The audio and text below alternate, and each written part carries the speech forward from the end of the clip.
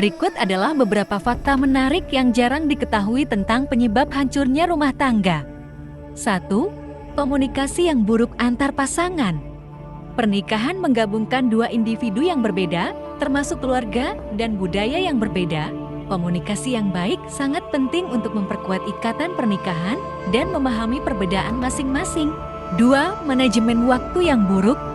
Suami dan istri membutuhkan waktu satu sama lain, tetapi juga memerlukan waktu untuk diri sendiri dan anak-anak. Kurangnya manajemen waktu dapat menyebabkan ketidakseimbangan dan perasaan kurang diperhatikan. 3. Masalah keuangan.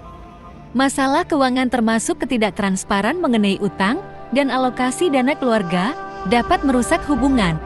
Penting untuk berbicara terbuka tentang keuangan sebelum menikah. 4. Penurunan kepercayaan antara suami dan istri. Kepercayaan adalah dasar dari pernikahan yang sehat. Ketidakpercayaan dapat menghancurkan hubungan, terutama jika ada pengkhianatan atau ketidakjujuran. 5. Masalah dengan keluarga besar.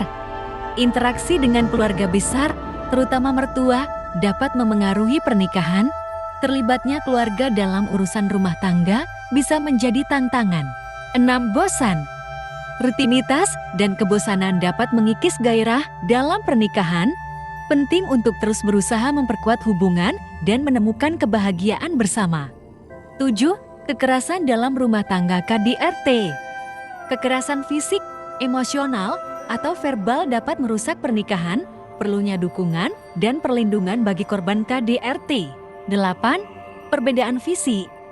Jika pasangan memiliki visi dan tujuan hidup yang berbeda, ini dapat menyebabkan ketidakselarasan dan konflik.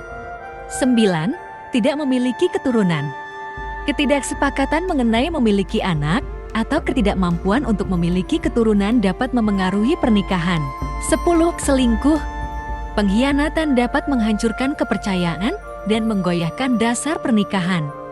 Ingatlah bahwa setiap pernikahan unik dan faktor-faktor di atas tidak selalu berlaku untuk semua pasangan. Komitmen, komunikasi, dan kerjasama adalah kunci untuk membangun pernikahan yang langgeng dan bahagia.